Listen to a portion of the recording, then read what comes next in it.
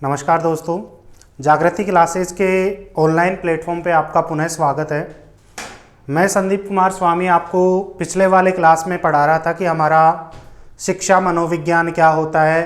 हमने अभी तक का जो थोड़ा बहुत पढ़ा है हम थोड़ा सा आज उसको रिवीजन करने की कोशिश करते हैं और उसके बाद हम लोग आगे बढ़ते हैं।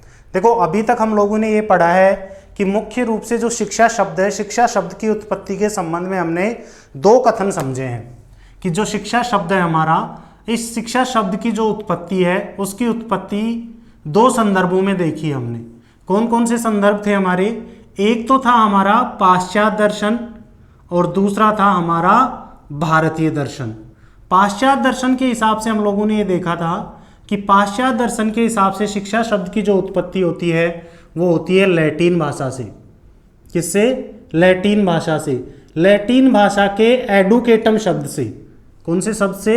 एडुकेटम शब्द से इसकी उत्पत्ति होती है।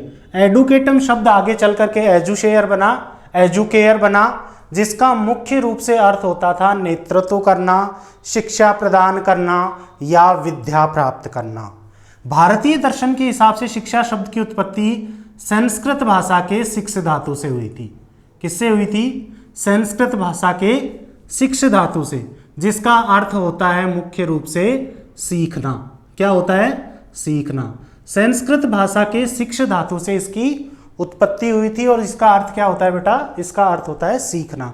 हम लोगों ने ये भी देखा था कि मुख्य रूप से हमारी जो शिक्षा का स्वरूप रहा है वो मुख्य रूप से दो भागों में हमने समझा था कि शिक्षा के स्वरूप के संबंध में दो प्रकार के कथन हैं। कितने कथन हैं? दो कथन हैं। पहला कथन था प्राचीन काल में शिक्षा का स्वरूप कैसा है, प्राचीन काल की शिक्षा कैसी थी और वर्तमान काल की हमारी शिक्षा कैसी है। प्राचीन काल में जो शिक्षा का स्वरूप था वो द्विमुखी प्रक्रिया थी, ड्यूल प्रोसेस थी। और वर्तमान काल की जो शिक्षा है हमारी वो त्रिमुखी प्रक्रिया है। द्विमुखी प्रक्रिया का मतलब है कि जो शिक्षा थी वो शिक्षक केंद्रित थी। त्रिमुखी का मतलब होता है कि शिक्षा बालक केंद्रित या बाल केंद्रित है। मुख्य रूप से जो द्विमुखी प्रक्रिया थी इसके जनक जॉन एडम्स माने गए हैं और त्रिमुखी प्रक्रिया के जो जनक थे वो जॉन डीवी माने गए थे। मुख्य रूप से हमने ये भी देखा था कि वर्तमान काल में शिक्षा के तीन स्वरूप हैं या शिक्षा तीन प्रकार की होती है। कितने प्रकार की होती है? तीन प्रकार की। कौन कौन सी शिक्षा देखी थी हमने? औपचारिक शिक्षा, पहली हमने औपचारिक शिक्षा जिसके उद्देश्य व परिस्थितियां निश्चित हो। दूसरी हमने देखी थी अनौपचारिक शिक्षा जिसके उद्देश्य व परिस्थितियां अनिश्चित हो। और तीसरा हमने देखी थी निरौपचारिक शिक्षा। औपचारिक, अनौपचारिक व निरौपचारिक शिक्षा। औपचारिक शिक्षा का मतलब क्या था कि उद्देश्य व परिस्थितियां दोनों समान हो। अनौपचारिक शिक्षा में उद्देश्य व परिस्थितियां दोनों असमान हो या उनकी कोई पूर्व रूप से निश्चितता नहीं की गई हो।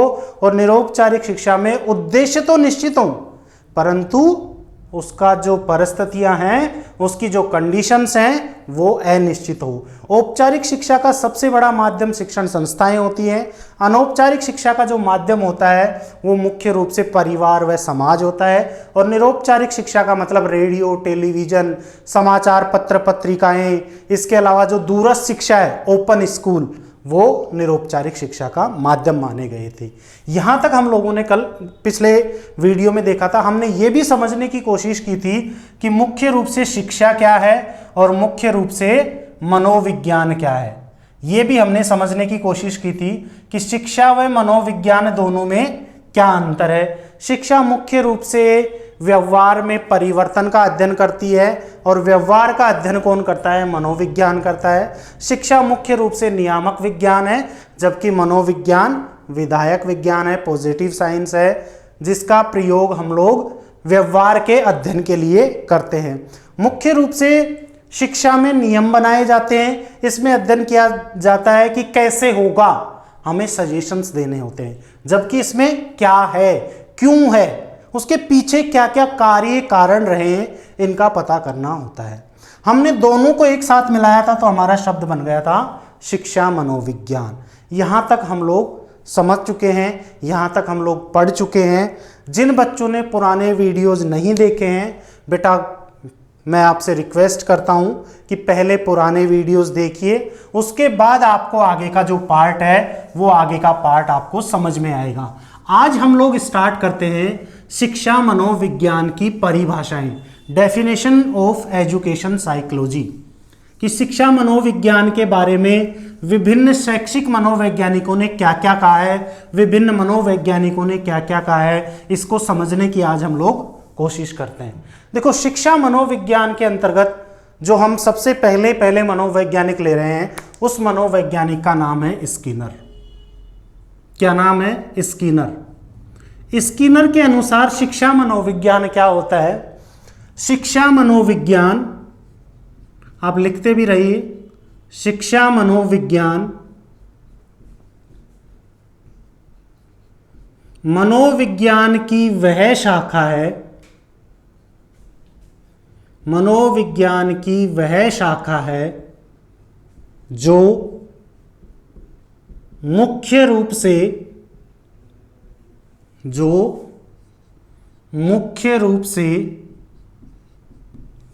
शिक्षा मनोविज्ञान मनोविज्ञान की वह शाखा है जो मुख्य रूप से सीखने व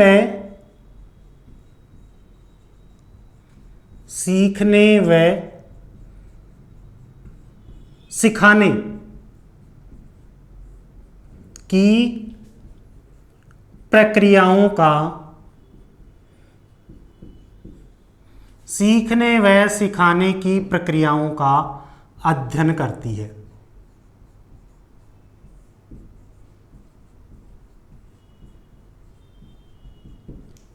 देखो, स्किनर जो मनोवैज्ञानिक थे, उन्होंने क्या कहा था? उन्होंने दो मुख्य बातें बताई थी। इसमें क्या बातें बताई थी? पहली बात तो ये बताई थी कि शिक्षा मनोविज्ञान किसकी शाखा है? मनोविज्ञान की शाखा है। पहली बात तो किसकी शाखा है? मनोविज्ञान की शाखा है, ये बात बताई थी। उन्होंने क्या कहा था कि जो मुख्य रूप से क्या काम करती है? जो मुख्य रूप से सीखने का, कि जो सीखने का मतलब होता है लर्निंग कैसे होगी हमें, लर्निंग, और सिखाने की प्रक्रियाओं का मतलब लर्निंग की प्रोसेस क्या होगी, किस किस का अध्ययन करेगी? सबसे पहली बात तो वो सीखने का अध्ययन करेगी कि बालक सीखता कैसे है और बालक को सिखाने में कौन कौन सी प्रक्रियाएं महत्वपूर्ण होती हैं, कौन कौन सी प्रोसेस होती है, बच्चे को किस प्रकार से सिखाया जाएगा, इसका अध्ययन कौन करती है? इसका अध्ययन शिक्षा मनोविज्ञान करती है। और ऐसा किसने कहा है बेटा? ऐसा स्किनर ने कहा है। किसने कहा है? स्किनर ने कहा है। क्या कहा है? कि शिक्षा मनोविज्ञान वह शाखा है जो मुख्य रूप से सीखने व सिखाने की प्रक्रियाओं का अध्ययन करती है। क्लियर है? दूसरे हमारे जो मनोवैज्ञानिक आते हैं, दूसरे मनोवैज्ञानिक का नाम है सेंट्रोक। क्या नाम है? सेंट्रोक।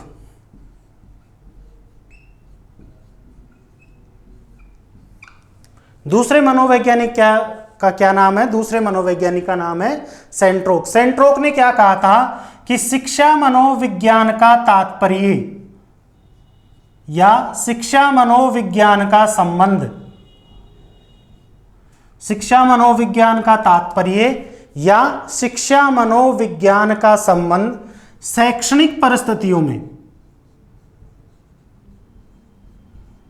शैक्षणिक परिस्थितियों में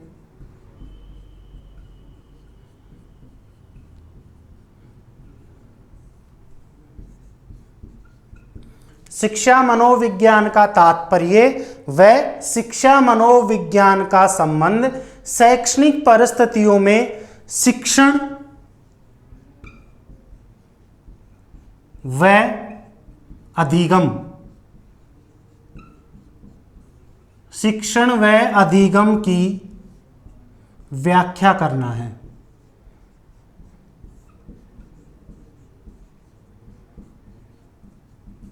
किसकी व्याख्या करना है? शैक्षणिक परिस्थितियों में शिक्षण व अधिगम की व्याख्या करना है। हमारे स्किनर भाई साहब ने क्या कहा था? स्किनर भाई साहब ने ये कहा था कि सीखने व सिखाने की प्रक्रियाओं का जो अध्ययन करता है उसे हम क्या कहते हैं? शिक्षा मनोविज्ञान कहते हैं। मतलब क्या हुआ कि सिखाने के लिए कुछ ना कुछ हमें प्रोसेस चाहिए। उस प्रोसेस का उल्लेख किसने किया? सेंट्रोप ने किया। क्या किया? सबसे पहले जरूरी क्या है? शैक्षणिक परिस्थितियां। शैक्षणिक परिस्थितियों के अंतर्गत क्या आता है? शैक्षणिक परिस्थितियों के अंतर्गत मुख्य रूप से आएगा कि प्रॉपर एक शिक्षण संस्था हो। कोई भी विद्यालय हो सकता है, कोई भी वो कॉलेज हो सकता है, कोई भी वो विश्वविद्यालय हो सकता है, यूनिवर्सिटी हो सकती है। उस सबसे पहला तो क्या आ गया कि शिक्षा देने की क्या हो? संस्थाएं हो। शिक्षण परिस्थितियों में क्या क्या चीज आती है वो मैं आपको समझा रहा हूं। पहली बात तो क्या है? कुछ संस्थाएं हो। इसके अलावा संस्थाओं में संस्थाओं का वातावरण सही हो, टीचिंग वातावरण हो। ऐसा नहीं है कि संस्था तो है, हमने स्कूल तो खोल रखा है, परंतु वहां पे सीखने जैसा वातावरण ही नहीं है, तो वो शैक्षणिक परिस्थितियों में बिल्कुल भी नहीं आएगा। और सीखने के लिए जो वातावरण जरूरी है उसमें क्या क्या जरूरी है? वातावरण के अंतर्गत कई मनोवैज्ञानिकों ने शिक्षक को रखा है कि जो वहां का शिक्षक हो वो मुख्य रूप से ट्रेंड हो, दक्ष हो अपने कार्य में। शिक्षक कैसा हो? दक्ष हो। स्कूल में पढ़ाने वाला, विद्यालय में पढ़ाने वाला शिक्षक क्या हो? दक्ष हो। इसके साथ साथ जो अनुप्रयुक्त सामग्रियां होती है वो भी हो। अनुप्रयुक्त सामग्रियां, शिक्षण की सामग्रियां कौन कौन सी होती हैं? टीचिंग के ऐड कौन कौन से होते हैं? या टीचिंग के जब हम पढ़ाते हैं तो हमारे लिए जरूरी क्या होता है? एक ब्लैक बोर्ड हो, एक पेन होता है या नहीं होता है? प्रॉपर एक रूम बना हुआ हो। ऐसा नहीं हो कि भाई हम लोग बिना किसी प्लेस के हम लोग पढ़ाना हो कर दे। एक प्रॉपर प्लेस हो सकता है। कई बार ऐसा भी देखा गया है हमने कि जो सीखने वाला बालक होता है उसके लिए हम लोग ओपन में भी पढ़ाते हैं, तो परंतु होता तो क्या है? एक प्लेस होता है ना, एक जगह पे इकट्ठे होते हैं ना, तो एक प्रॉपर प्लेस होना चाहिए। इसके अलावा शिक्षक कैसा होना चाहिए? दक्ष होना चाहिए। ये किस में आएगा? शैक्षणिक परिस्थितियों में। शैक्षणिक परिस्थितियों में किसका अध्ययन करता है? ये शिक्षण व अधिगम की व्याख्या करता है। टीचिंग एंड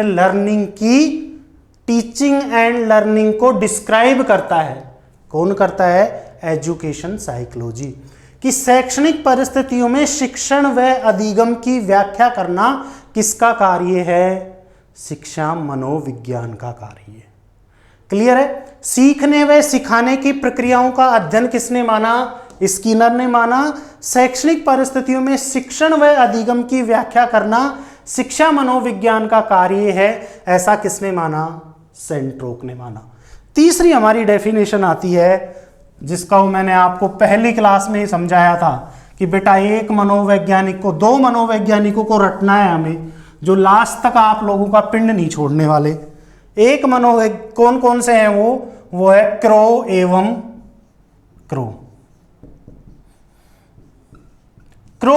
क्रो ने शिक्षा मनोविज्ञान के बारे में क्या कहा था? इन्होंने ये कहा था कि शिक्षा मनोविज्ञान की वह शाखा है, जो व्यक्ति के जन्म से लेकर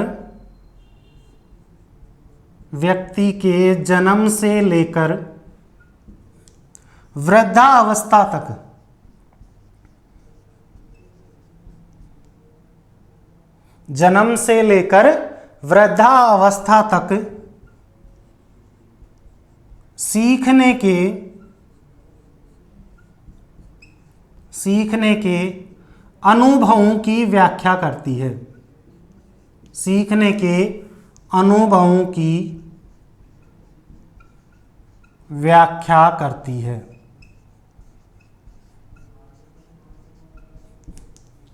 शिक्षा मनोविज्ञान क्या है? मनोविज्ञान की वह शाखा है जो कहां से लेकर, व्यक्ति के जन्म से लेकर वृद्धावस्था तक के जो सीखने के अनुभव होते हैं, जब बालक का जन्म होता है, कब से? Start from birth to till death, sorry till old age, death नहीं, ओल्ड एज, ओल्ड एज, जन्म से लेकर वृद्धावस्था तक, जन्म से लेकर के, बर्थ से लेकर के ओल्ड एज तक जो उसके लर्निंग एक्सपीरियंस रहे, जो उसके सीखने के अनुभव रहे, उनकी व्याख्या या उनका अध्ययन कौन करती है? शिक्षा मनोविज्ञान करती है। ऐसा किसने कहा था? ऐसा मुख्य रूप से क्रो एवं क्रो ने कहा था। एक हमारे मनोवैज्ञानिक हुए जिसको हमें क्रो एवं क्रो के साथ ही समझना है, तो हमें बड़ा समझ में आएगा। एक मनोवैज्ञानिक का नाम था C.H. जुड़, क्योंकि ये वाली जो डेफिनेशन है जुड़ की, जुड़ वाली डेफिनेशन फर्स्ट ग्रेड में पूछी गई है। क्या पूछी गई है? इन्होंने ये कहा था कि शिक्षा मनोविज्ञान, मनोविज्ञान की वह शाखा है, वह शाखा है जो बालक के जन्म से लेकर, जन्म से लेकर परिपक्वता, जन्म से लेकर परिपक्वता तक किए गए अनुभवों की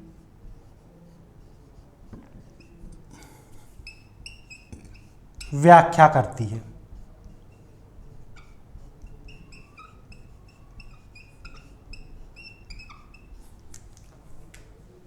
देखो, बिल्कुल माइनर सा डिफरेंस है। क्या डिफरेंस है? क्रो एवं क्रो ने तो क्या कहा था कि मनोविज्ञान की वह शाखा है जो कब से लेकर, जन्म से लेकर के और कहां तक का, वृद्धावस्था तक के सीखने के अनुभवों का अध्ययन करती है। और इन्होंने क्या कह दिया? जो बालक के जन्म से लेकर के परिपक्वता, मैच्योरिटी लेवल तक, बालक के मैच्योर होने की जो एज होती है, उस तक उसने जितने भी एक्सपीरियंसेस किए हैं, उसका अध्ययन कौन करती है? उसका अध्ययन शिक्षा मनोविज्ञान करती है। और ऐसा किसने कहा है? ऐसा हमारे C.H. जुड़ ने कहा है। फर्स्ट ग्रेड की पूछी हुई डेफिनेशन है ये, इसलिए मैं तुम्हें यहीं पे इसका अंतर करवा रहा हूं। इन्होंने कहां तक माना है? वृद्धावस्था तक, मतलब ओल्ड एज तक। ओल्ड एज तक जितने भी एक्सपीरियंस किए हमने, उनका अनुभव, जितने भी हमने लर्निंग एक्सपीरियंस किए हैं, उनकी व्याख्या कौन करेगी? शिक्षा मनोविज्ञान। किसके अनुसार? क्रो एवं क्रो के अनुसार। और C.H. जुड़ के अनुसार जन्म से लेकर परिपक्वता तक, मैच्योरिटी। हो सकता है, हो सकता है, ध्यान रखना है हमें क्या कि कई बच्चों का जो परिपक्वता का लेवल होता है वो लगभग कई बच्चों का 18 साल में भी आ जाता है, कई बच्चों का 21 साल में, कई का 35 साल में, कई का 40 साल में, और कई व्यक्ति जब तक वृद्ध नहीं होते तब तक भी परिपक्व नहीं होते, तब तक भी वो मैच्योर नहीं होते। कहते हैं ना, हम कई बार बोलते हैं ना कि देखो इसका दिमाग कैसे बच्चे की तरह, देखो कैसे बच्चे की तरह कर रहा है, तो हमने उसकी परिपक्वता का लेवल क्या बताया कि वो अभी भी क्या है? बच्चा। तो व्यक्ति के कौन से अनुभव? जन्म से लेकर के परिपक्वता तक के सीखने के जितने भी अनुभव है, उनका अध्ययन कौन करती है? शिक्षा मनोविज्ञान करती है। ऐसा किसने माना है? C.H. जुड़ ने माना है। और क्रो एवं क्रो ने क्या माना है? जो जन्म से लेकर के वृद्धावस्था तक के सीखने के अनुभवों का अध्ययन करेगी, उसे हम क्या कहेंगे? उसे हम शिक्षा मनोविज्ञान कहेंगे। चारों डेफिनेशन समझ में आ गई। स्किनर ने क्या कहा कि शिक्षा मनोविज्ञान वह, मनोविज्ञान की वह शाखा है जो सीखने व सिखाने की प्रक्रियाओं का अध्ययन करती है। देखो, प्रोसेस से अगर हम लोग समझने की कोशिश करेंगे ना तो समझ में आ जाएगा। सीखने व सिखाने की प्रक्रियाओं का अध्ययन स्किनर, शैक्षणिक परिस्थितियों में शिक्षण व अधिगम के बोध की व्याख्या सेंट्रोक, जन्म से लेकर वृद्धावस्था तक के सीखने के अनुभवों की व्याख्या क्रो एवं क्रो, और जन्म से लेकर के परिपक्वता के लेवल तक, जो जन्म से लेकर के मैच्योरिटी जो लेवल है, तब तक प्राणी क्या क्या सीखता है, उसके व्यवहार में क्या क्या परिवर्तन आते हैं। क्योंकि व्यवहार में परिवर्तन सीखना ही तो होता है ना, कि व्यवहार में क्रमबद्ध जो परिवर्तन होगा और कंटिन्यूअस उत्तरोत्तर होगा, उसको हम सीखना कहेंगे। जब हम सीखने वाला पार्ट करेंगे तो उसकी डेफिनेशन समझेंगे। तो जन्म से लेकर परिपक्वता तक जितने भी अनुभव किए हैं, उनकी व्याख्या अगर शिक्षा मनोविज्ञान करती है तो ऐसी डेफिनेशन किसने दी थी? ऐसी डेफिनेशन CH जुड़ ने दी थी। तो यहां तक मुझे उम्मीद है कि आपको समझ में आ गया होगा। इसके बाद में एक हमारे मनोवैज्ञानिक है, हमारा स्किनर हो गया, सेंट्रोक हो गया, क्रो एवं क्रो हो गया, CH जुड़ हो गया। इसके बाद हमारे एक मनोवैज्ञानिक आते हैं स्टीफन। स्टीफन ने क्या कहा है? स्टीफन के अनुसार, आप लिख सकते हैं उसको, स्टीफन के अनुसार शिक्षा मनोविज्ञान मनोविज्ञान की वह शाखा है।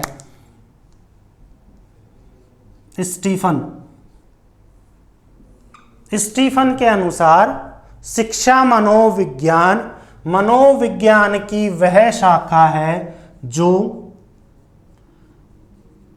शैक्षिक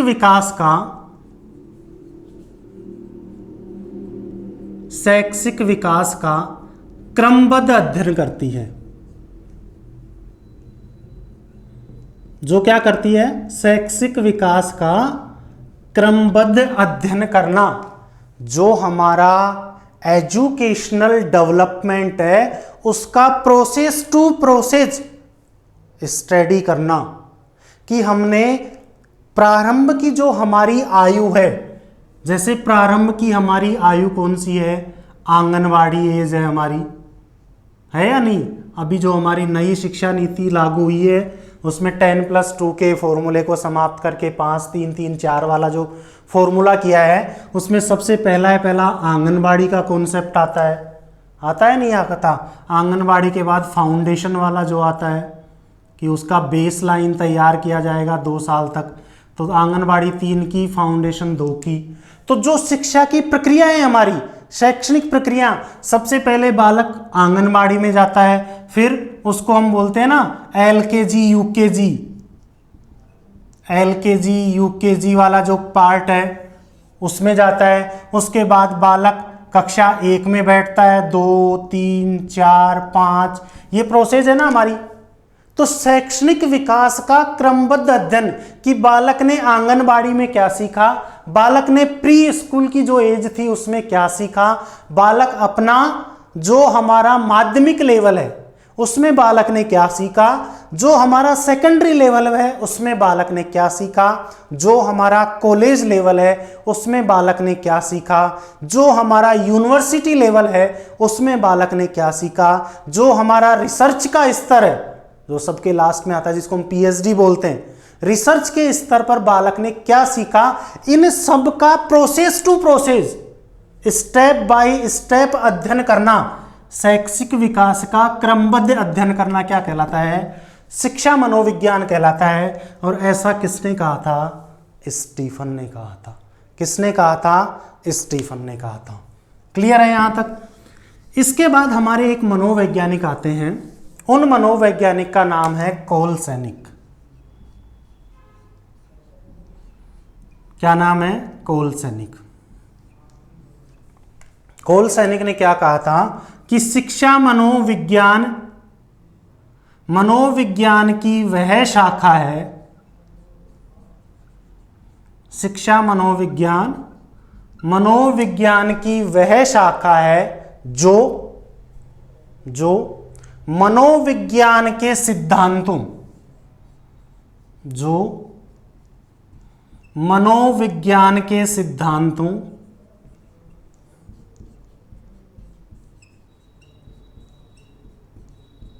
व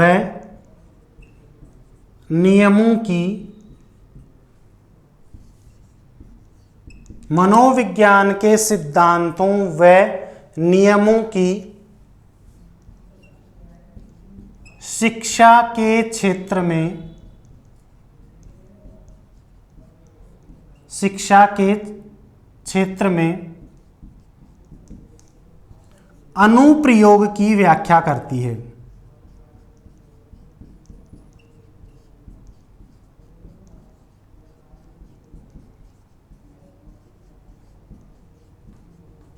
किसकी व्याख्या करती है बेटा? अनुप्रयोग की व्याख्या करती है। क्या कहा है, इसको थोड़ा समझने की कोशिश करते हैं हम।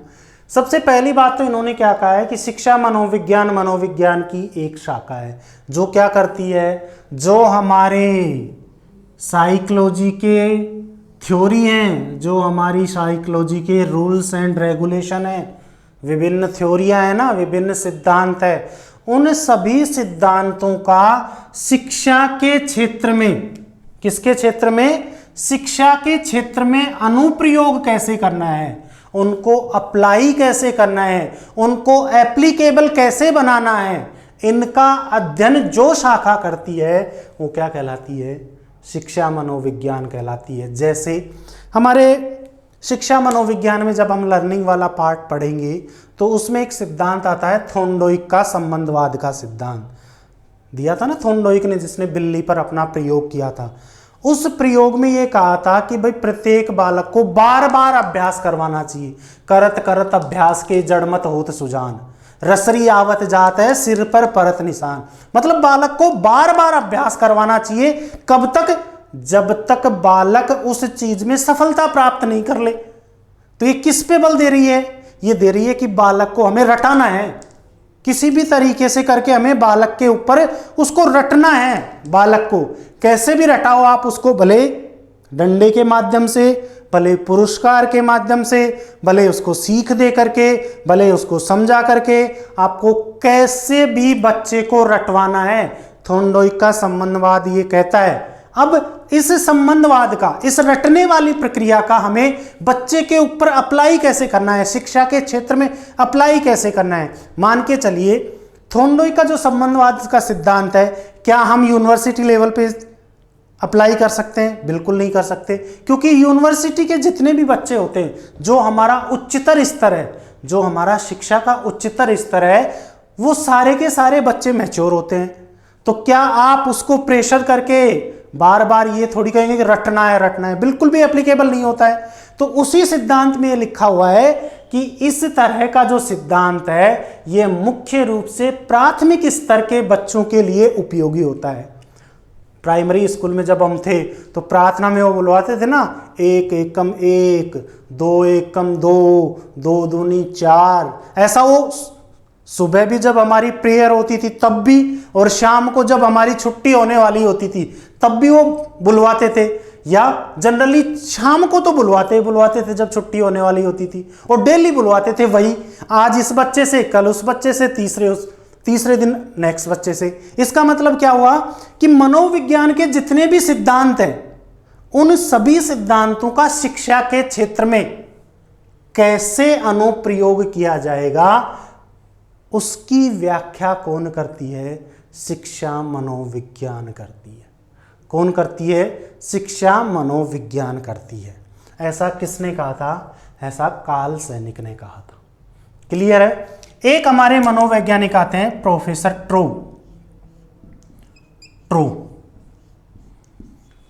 प्रोफेसर ट्रो ने क्या कहा था कि शिक्षा मनोविज्ञान की वह शाखा है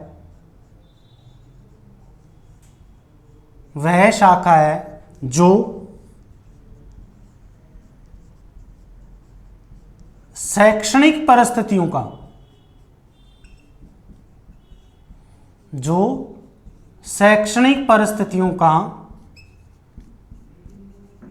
क्रमबद्ध अध्ययन करती है। जो शैक्षणिक परिस्थितियों का क्या करती है? क्रमबद्ध अध्ययन करती है। इसने क्या कहा था? शैक्षणिक विकास का क्रमबद्ध अध्ययन, टीचिंग प्रोसेस का, और इसने टीचिंग की जितनी भी सिचुएशंस होती हैं, शैक्षणिक परिस्थितियों का क्रमबद्ध अध्ययन कि जब भी टीचर पढ़ाने विद्यालय में जाए तो सबसे पहले टीचर को क्या करना है। जब भी हमने बीएड में, एसटीसी में लेसन प्लानिंग की होगी ना, तो पाठ योजना में मुख्य रूप से इस कोने में क्या लिखना है, जब हम लेसन लेने जाते हैं हमें नियम सिखाते हैं ना कि इस कोने में क्या लिखना है। ऊपर हमें हमारे टॉपिक का नाम डालना है, इधर डेट डालनी है, उसका दिनांक जो है वो लिखना है, उस क्लास में कितने बच्चे हैं टोटल। ये क्या है, ये पाठ योजना का स्टेप बाय स्टेप नियम है या नहीं है, उसके रूल्स रेगुलेशन है। तो शैक्षणिक परिस्थितियां कि एक बच्चे को पढ़ाने के लिए प्रत्येक विद्यालय में क्या क्या होना चाहिए, उस विद्यालय का आकार कितना होना चाहिए, उस विद्यालय में कितने कमरे होने चाहिए, एक कमरे में कितने बच्चे बैठने चाहिए, टीचर किस प्रकार की योग्यता, टीचर की क्या योग्यता होनी चाहिए, टीचर जब प्रारंभ में क्लास में एंटर हो तो उसे किसका ध्यान, क्या उसको साथ में लेके जाना है, उसके साथ में डस्टर हो, उसके साथ में सही तरीके से दिखने वाला पेन हो, क्या क्या शैक्षणिक परिस्थितियां जरूरी हैं एक टीचिंग में, उन सभी का क्रमबद्ध अध्ययन कौन करती है, शिक्षा मनोविज्ञान करती है। ऐसा किसने कहा है, ऐसा प्रोफेसर ट्रो ने कहा है। क्लियर है। शिक्षा मनोविज्ञान के अंतर्गत एक हमारी जो डेफिनेशन आती है वो डेफिनेशन आती है पील महोदय की, मेरे हिसाब से इंपॉर्टेंट है इसलिए मैं आपको ये भी करवा रहा हूं। पील महोदय ने शिक्षा मनोविज्ञान को किस प्रकार से परिभाषित किया है। उन्होंने क्या कहा है कि शिक्षा मनोविज्ञान की वह शाखा है जो मनोविज्ञान की वह शाखा है या शिक्षा का वह विज्ञान है, शिक्षा का वह विज्ञान है जो शिक्षा का वह विज्ञान है जो अध्यापकों को, जो पहली बात किसने, अध्यापकों को विद्यार्थियों की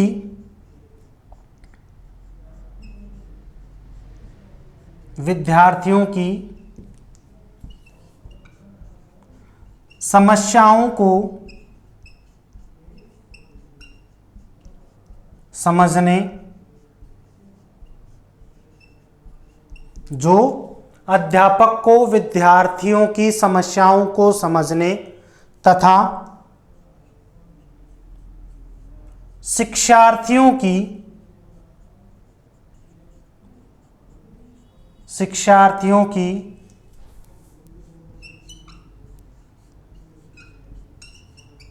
क्षमताओं का विकास करने,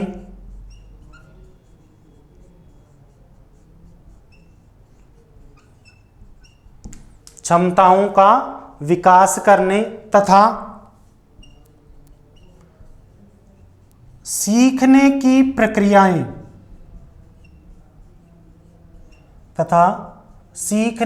प्रक्रियाओं का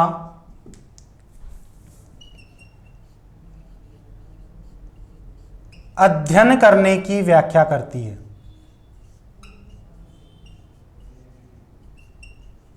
अध्ययन करने की व्याख्या करती है।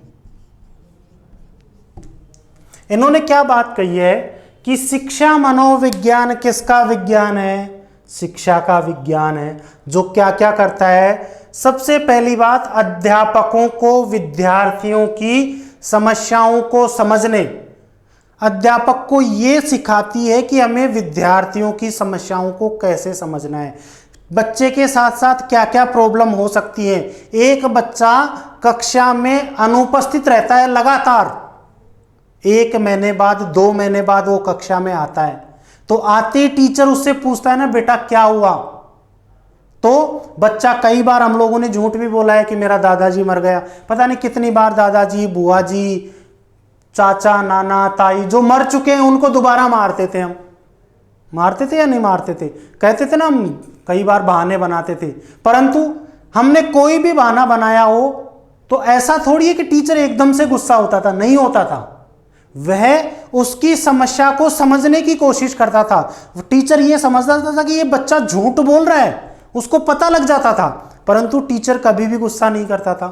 वह ये समझने की कोशिश करता था कि हो सकता है बच्चे के साथ कुछ और प्रॉब्लम रही हो जो समस्या मुझे बताना नहीं चाह रहा हो, और उस समस्या का उसने किसी दूसरी युक्ति के ऊपर अपना आरोपण कर दिया हो, उस समस्या को किसी दूसरी युक्ति के माध्यम से या किसी दूसरे बहाने के माध्यम से मुझे समझाने की कोशिश कर रहा हो। तो टीचर एकदम से गुस्सा नहीं हो रहा है, टीचर क्या कर रहा है, बच्चे की समस्याओं को समझने की कोशिश कर रहा है, साथ में शिक्षार्थियों की क्षमताओं का विकास करना होता है ना, कि किस बच्चे में कितना पोटेंशियल है, कितनी उसकी कैपेबिलिटी है। कई बार हमने ये देखा होगा कि जब हमारे स्कूल में टूर्नामेंट होते थे तो जो पीटीआई होता था वो क्लास में आता था और कुछ बच्चों को उठा के लेके जाता था, सबको तो नहीं लेके जाता था ना। क्यों लेके जाता था? क्योंकि उस पीटीआई को पता होता था कि किस बच्चे में रनिंग की क्षमता है, किस बच्चे में क्रिकेट खेलने की क्षमता है, कौन सा बच्चा वॉलीबॉल खेलने में सही तरीके से काम आ सकता है या वॉलीबॉल खेलने में उसकी एक्सपर्ट है, कौन सा बच्चा सिंगिंग में है, कौन सा बच्चा क्लास का मॉनिटर बनने में, उसकी क्या क्या क्षमताएं हैं। उन क्षमताओं का क्या करता था, उनको जानने की कोशिश करता था तथा क्षमताओं का विकास करने तथा सीखने की प्रक्रियाओं का अध्ययन करने की जो व्याख्या करती है कि हमें टीचर को पढ़ाना कैसे है, बच्चे को सीखना कैसे है, इनका जो अध्ययन करती है वो क्या कहलाती है, वो शिक्षा मनोविज्ञान कहलाती है। क्या कहलाती है? शिक्षा मनोविज्ञान कहलाती है। तो जब शिक्षा मनोविज्ञान की हमने 5-6 डेफिनेशन देखी हैं, तो इन डेफिनेशनों को अगर हम लोग एक बार रिवाइज करें तो क्या होता है रिवीजन हमारा। स्किनर ने यह कहा था कि सीखने व सिखाने की प्रक्रियाओं का अध्ययन, सेंट्रोक ने शैक्षिक परिस्थितियों में शिक्षण व अधिगम के बोध की व्याख्या, क्रो एवं क्रो ने जन्म से लेकर वृद्धावस्था तक के सीखने के अनुभवों की व्याख्या, और किसने, भूल रहे हो, सीएच जुड़ ने जन्म से लेकर परिपक्वता तक प्राणी के व्यवहार में आने वाले परिवर्तनों की व्याख्या, स्टीफन ने शैक्षिक विकास का क्रमबद्ध अध्ययन, कोल सैनिक ने मनोविज्ञान के सिद्धांतों का शिक्षा के क्षेत्र में अनुप्रयोग कैसे करना है, प्रोफेसर ट्रो ने शैक्षणिक परिस्थितियों का क्रमबद्ध अध्ययन, और पील महोदय ने अध्यापक को शिक्षार्थियों के समस्याओं को समझने, उसकी क्षमताओं को जानने, सीखने की प्रक्रियाओं का अध्ययन करने वाला विज्ञान बताया है। क्लियर है? अगर हम इन सभी परिभाषाओं का निष्कर्ष निकालते हैं, इन सभी परिभाषाओं को हम निष्कर्षित रूप से कहें तो मुख्य रूप से हमें यह पता लगेगा कि शिक्षा मनोविज्ञान होता क्या है। पता लगेगा या नहीं लगेगा? बिल्कुल लगेगा हमें पता कि शिक्षा मनोविज्ञान होता क्या है। हम ये जानने की कोशिश करते हैं, निष्कर्ष निकालते हैं अब इन परिभाषाओं का कि इसका निष्कर्ष क्या है। देखो, अगर हम इन सभी परिभाषाओं का निष्कर्ष निकालें तो निष्कर्ष में सबसे पहली बात जो हमारे सामने निकल के आती है वो ये आती है कि जो शिक्षा मनोविज्ञान है, मनोविज्ञान की मुख्य रूप से अनुप्रयुक्त शाखा है, अप्लाइड। कौन सी है? अनुप्रयुक्त शाखा है।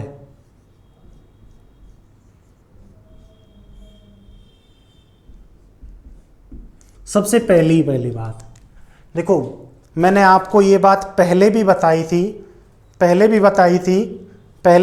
थी मैंने ये बात क्या बताई थी कि मुख्य रूप से मनोविज्ञान की 2 शाखाएं हैं। कितनी शाखाएं? 2 शाखाएं।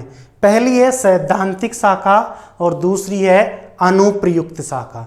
सैद्धांतिक शाखा में मुख्य रूप से सिद्धांतों का निर्माण होता है और अनुप्रयुक्त शाखा में मुख्य रूप से जो हमारे समस्याएं हैं उनको जानने की कोशिश की जाती है। तो शिक्षा मनोविज्ञान क्या है? शिक्षा मनोविज्ञान अनुप्रयुक्त शाखा है, उसकी अप्लाइड ब्रांच है। दूसरा मैंने ये बताया था कि सैद्धांतिक शाखाओं के अंतर्गत बाल मनोविज्ञान आता है, जबकि अनुप्रयुक्त जो शाखा है, अप्लाइड जो है, अप्लाइड के अंतर्गत शिक्षा मनोविज्ञान आता है। दोनों के दोनों अलग हैं। कई बुक्स में यह लिखा हुआ है कि शिक्षा मनोविज्ञान भी अनुप्रयुक्त शाखा है और बाल मनोविज्ञान भी अनुप्रयुक्त शाखा है। क्या है? शिक्षा मनोविज्ञान भी क्या है? अनुप्रयुक्त शाखा है और बाल मनोविज्ञान भी अनुप्रयुक्त शाखा है। बिल्कुल भी नहीं है बेटा, याद रखना है हमें, जो हमारा चाइल्ड साइकोलॉजी है वो मनोविज्ञान की सैद्धांतिक शाखा है। थ्योरी होती है उसमें, थ्योरेटिकल ब्रांच है वो उसकी, जबकि शिक्षा मनोविज्ञान कैसी है? वो अप्लाइड है। ये डिफरेंस याद रखना है हमें। बाल मनोविज्ञान में और शिक्षा मनोविज्ञान में डिफरेंस क्या है ये याद रखना है। कई बुक्स में आपको ऐसा लिखा हुआ मिलेगा कि जो हमारा बाल मनोविज्ञान है वो भी अनुप्रयुक्त शाखा है। बिल्कुल गलत है, क्योंकि वो बुक्स वैलिड नहीं है। वो सारे की सारी बाजार में मिलने वाले नोट्स वे बाजार की बुक्स हैं। जबकि ये क्लियर, ये कई बच्चों का कंफ्यूजन आया है मेरे पास कि सर हमने उस बुक में से ये पढ़ा था, सर हमें फलाने सर ने ये पढ़ाया था। मुझे देखो, हर टीचर की एक अलग अलग विशेषता होती है।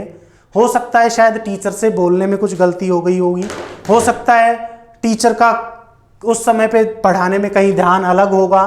तो हमें ये याद रखना है कि बाल मनोविज्ञान अलग है और शिक्षा मनोविज्ञान अलग है। क्लियर है ना? तो पहली बात क्या है, शिक्षा मनोविज्ञान कैसी शाखा है? अनुप्रयुक्त शाखा है, अप्लाइड ब्रांच है ये, पहली बात। दूसरा देखो, हमें निष्कर्ष से क्या क्या पता लग रहा है कि शिक्षा मनोविज्ञान पहली क्या है? अनुप्रयुक्त शाखा है। दूसरा, शिक्षा मनोविज्ञान वह विज्ञान है जो बालकों के मानसिक, कौन से?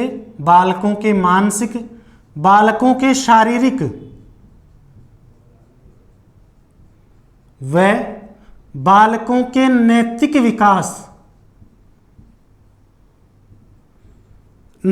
विकास को जानने में सहायक होती है।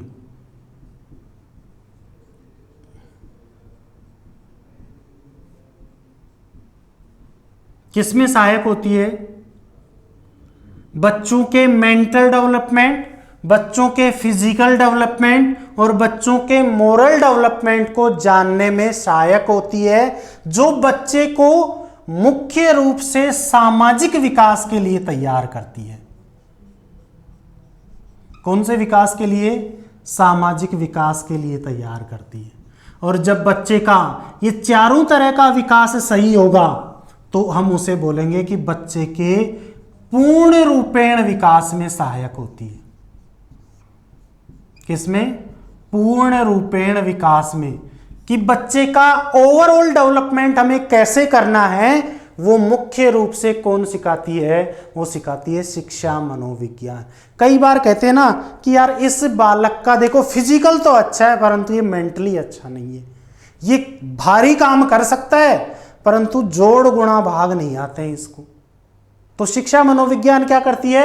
बच्चे को मेंटल रूप से भी, बच्चे को फिजिकल, खेल विधि, खेल खेल में सीखना, टूर्नामेंट होना, शारीरिक रूप से परिपक्व कर रही ना, नैतिक विकास, वाद विवाद, डिबेट होती है, बच्चे का मोरल डेवलपमेंट, इनको जानने में सहायक होती है। और इनको जान करके बच्चे के किसमें?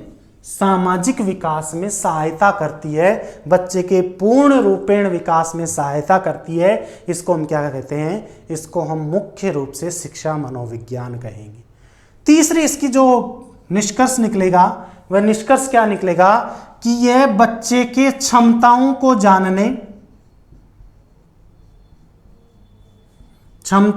जानने, उसकी कैपेबिलिटी को जानने, उसको अंडरस्टैंड करने व उसको मापन करने में सहायक होती है। किस किस में सहायक होती है? बच्चे की क्षमताओं को जानने में सहायक होती है और उन क्षमताओं का मापन करने में सहायक होती है कि बच्चे की कैपेबिलिटी क्या है और उस कैपेबिलिटी को बच्चा कहाँ यूज में ले सकता है, कितना बच्चा है। जैसे कई बार बच्चे प्रखर बुद्धि के होते हैं ना, हम हालांकि हमें पता है कि हम लोग नहीं आते उसमें, समझ गए होगे तुम लोग कि हम लोग नहीं आते। हमारी जो बुद्धि का लेवल है, आई की लेवल, वो हम नीचे से स्टार्ट होता है, जड़ बुद्धि से, फिर हम आगे बढ़ते हैं। परंतु कई बच्चे जन्म से ही प्रतिभाशाली होते हैं। तो बच्चे को पहचानना, उसकी क्षमताओं को पहचानना, वह उसका मापन करना, इसमें सहायक कौन होती है? शिक्षा मनोविज्ञान होती है। और जो इसका लास्ट एंड बड़ा इंपॉर्टेंट जो इसका निष्कर्ष है, वो निष्कर्ष क्या निकलेगा कि जो शिक्षा है, क्या जो शिक्षा है, शिक्षा मुख्य रूप से साध्य है, एंड है इसका।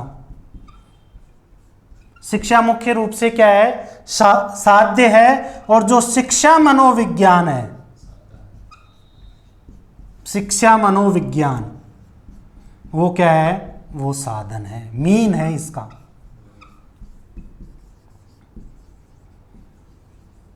देखो बड़ी अच्छी बात है, शिक्षा मनोविज्ञान शब्द की जो संपूर्णता होती है वो किससे होती है?